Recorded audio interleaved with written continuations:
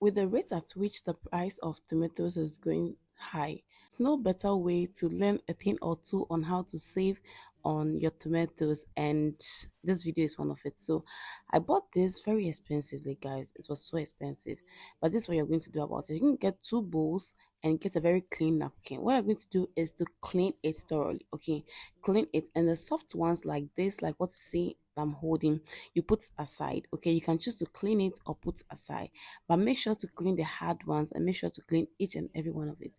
So what's going to, it's going to help it from affecting the others. Okay, when you separate, it's going to help from affecting the others.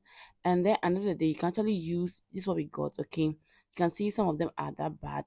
Charlie, I got these tomatoes for 100 Ghana cedis. Like 100 is that expensive? But I'm going to do something. If you watch my videos, one of my videos, I showed you how to also blend tomatoes and keep it in the freezer for a very longer use. Okay, you can keep it in the freezer for at least 3 months or more. Okay, it's going to save you a lot. So with this, I'm going to put the hard ones in a ziploc. Okay, because it's clean, there's no kind of like in quote infection to it, or and something going to affect it and make it softer. So you can keep this for at least a week, sometimes a month. Keep it very well in when there's in a dry place in the freezer. And with the soft ones, I will put it in this rubber. I'm not going to use the ziploc because I'll be going to blend this. Okay, and to find a way, I mean to watch how I'm going to, how you can actually keep this blended and safe for 6 months. Watch my video, which I'll be posting the link in the description box. Okay, so this is exactly how I keep my tomatoes when it becomes expensive.